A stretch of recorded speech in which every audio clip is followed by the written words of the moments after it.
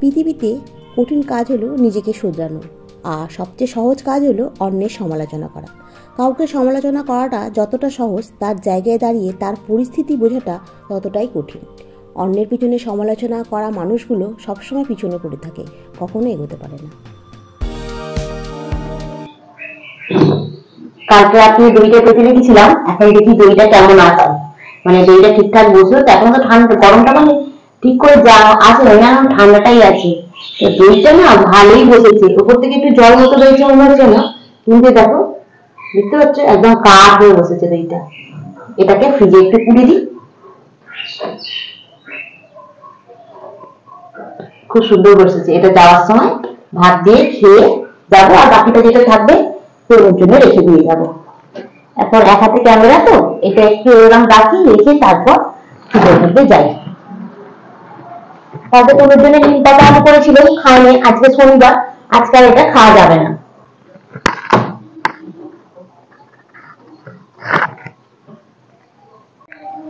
Good morning বন্ধুরা, আশা করি তোমরা সকলেই ভালো আছো। আমি খুব ভালো আছি। তো সকাল সকাল ঘুম থেকে উঠে পড়েছি, উঠে আমি দইটাকে ফ্রিজে ঢুকিয়ে দিলাম।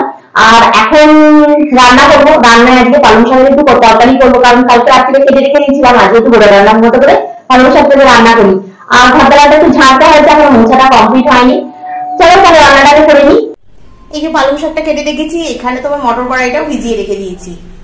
এবছর সরস্বতী পুজোর সময় মানে হয়নি, তোমার গোটা রান্নার বছর হয়নি, কিন্তু মায়ের শরীরটা খুব খারাপ ছিল বলে আসতে পারেনি, ওই জন্য হয়নি। নাহলে মা বাপি দুজনে মিলেই বাজারটা করে নিয়ে এসে দেয় গুছিয়ে। আর গোটা রান্না আমি করলে কি হবে, মা বাপি বাজারটা করে দেয়, কারণ ওদের নিয়ে কিন্তু ওরা বাজারটা খুব সুন্দর গুছিয়ে করে দেয়। আর এসে বাপি সব কিছু কেটে দেয়, মাও সব কিছু কেটে দেয়, দিলে সকাল থেকে আনন্দ হয়, খিচুড়ি হয়, রান্না হয়, খাওয়া হয়। এবছর হয়নি। আর সেদিনকে আসার সময় একটু পালং শাক দিয়েছিল শিশলা, তবে আছে যখন বাঁধাকপি, ফুলকপি, বেগুন, শিম সব যখন আছে তখন একটুখানি মানে করেই নি। আর এই মশলাটা দিই, একটু আদা বাটা, একটু জিরে বাটা, একটু ধনে বাটা, তারপর একটু লঙ্কা, একটু হলুদ, আর তোমার একটুখানি মিষ্টি, নুন দিয়ে ভালো করে একটু কষিয়ে নিয়ে তারপর একটু জল ঢেলে দেবো, দিয়ে আর পালং শাকটা, বাঁধাকপিটা একটু ভাপিয়ে রেখে দিয়েছি, মটর কড়াইটাকে একটু ভাপিয়ে রেখে দিয়েছি। একটু মটরশুঁটি গোটা গোটা দেয়, মটরশুঁটি ছিল ফ্রিজে, আর আমার এত সকালবেলা তাড়াহুড়ো থাকে না, ওই জন্য ঠিক হয় না। যাই হোক, মটরশুঁটিটা আমি বাদ দিয়েই করছি। আর এই সব কিছু যেগুলো রয়েছে এগুলো সব দিয়ে দিলাম এর মধ্যে, দিয়ে একটু ভালো করে নাড়াচাড়া করে চাপা দিয়ে দিলেই, আর তারপর নামানোর সময় একটু ঘি, একটু গরম মশলা দিলেই ব্যাস, এই দিয়েই ভাত খাওয়া হয়ে যাবে। আর আজকে রান্নায় সেরকম কিছু করছি না, আজকে একটুখানি পালং শাকের তরকারিটা করবো, একটু ডিম ভাজবো, ফ্রিজে চাটনি অলরেডি আছে, আর টক দই পেতে রেখে দিয়েছি, দিলেই ভাত খাওয়া হয়ে যাবে। যার সময় আমি খেয়ে যাবো, আর তুমি দুপুরবেলা বলতে 11টার সময় টিফিনে যেমন খায় সেরকম খেয়ে নেবে। আর দুপুরবেলা যদি মনে করে যে মুড়ি খাবো, তাহলে মুড়িও খেতে পারবে, চাপা দিয়ে মাত্র 10 মিনিট। আর রান্নাটা করতে করতে চলে গেছিলাম, ওইদিকে অনেক কাজ ছিল, সেগুলো সেরে এলাম। আর অলরেডি রান্নাটা হয়ে গেছে। পালং শাকের কালারটা কেমন হয়েছে বলবে কিন্তু, হ্যাঁ। আর ডিম ভেজে নিয়েছি আজকে, আর অন্য কিছু করিনি। আর ডিমের অমলেটটা তো আমার অনেক বন্ধুরাই জানিয়েছে কে খুব লোভনীয় হয়েছে। ডিমের অমলেট খেতে সবারই খুব ভালো লাগে। আর এই 2-4টে বাসন মাজলেই আজকে সকালের কাজটা কমপ্লিট।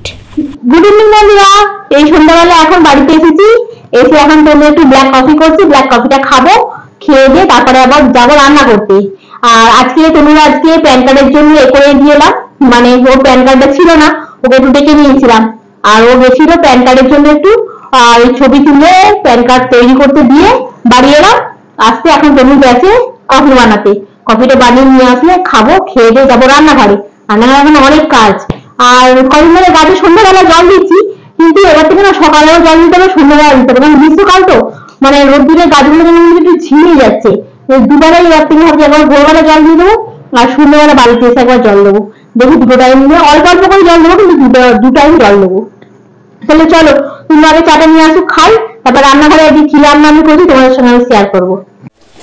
পনিরটা এমনি ভেজে দিচ্ছি না, এমনি শুধু পনিরই এর মধ্যে দিয়ে দিলাম। বেশি ছিল না, অল্প একটু পনির ছিল।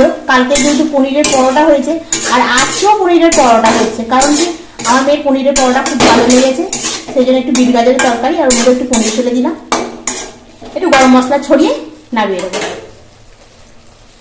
আর এই দেখো, এখানে পনিরটা নিয়ে রেখেছি, আর এখানে অলরেডি দুটো করে রেখেছি। আর ময়দায় যেটুকু মার্কা ছিল ওর জন্য দুটো, আর এই বড় বড় লেচি কেটেছি, তাই না? আজকে দেখো, কালকে থেকে আজকে বড় বড় করে নিয়েছি। আর একটু বড় করলে অনেকটা পুর ধরে এর মধ্যে। আর এটাকে করে রেখে দিয়েছি কারণ তোমাদের দেখানোর জন্য। আর দেখানো হয়ে গেল, এবার এটাকে গোল গোল করে দেখো কেমন সেই বাটির মতো হয়ে আছে।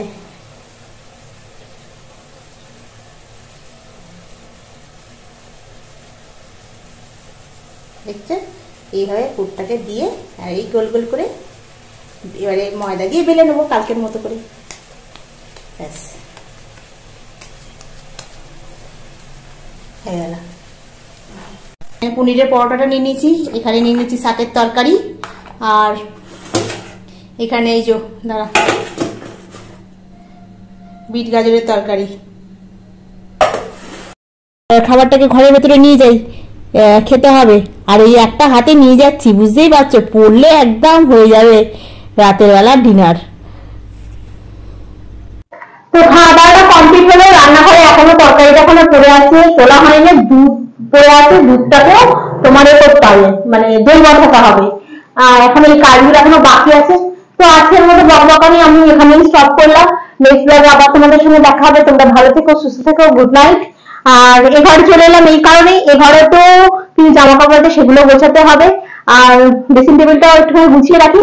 তাহলে কালকে তো রবিবার, একটু বেলা উঠতে পারবো, কালকে তো ছুটি। আর শনিবার দিনটা এলে আমার খুব মজা হয়, তোমাদের আগেই বলেছি যে শনিবার দিনটা এলে আমার খুব আনন্দ হয়, কারণ রবিবার দিনটা আমাকে যেতে হবে না, বাড়িতেই থাকবো, সেই জন্য আমার খুব আনন্দ লাগে। আর চলো আজকে রাখি, আর যতক্ষণ ক্যামেরাটা অন থাকবে ততক্ষণ তোমাদের সঙ্গে বকবক করেই যাবো, আর বকবক করে থামবেই না। ওটা বন্ধুরা বাই, খুব ভালো থাকবেন, খুব সুস্থ থাকবেন, আর সব সময় মানে আনন্দে থাকবেন।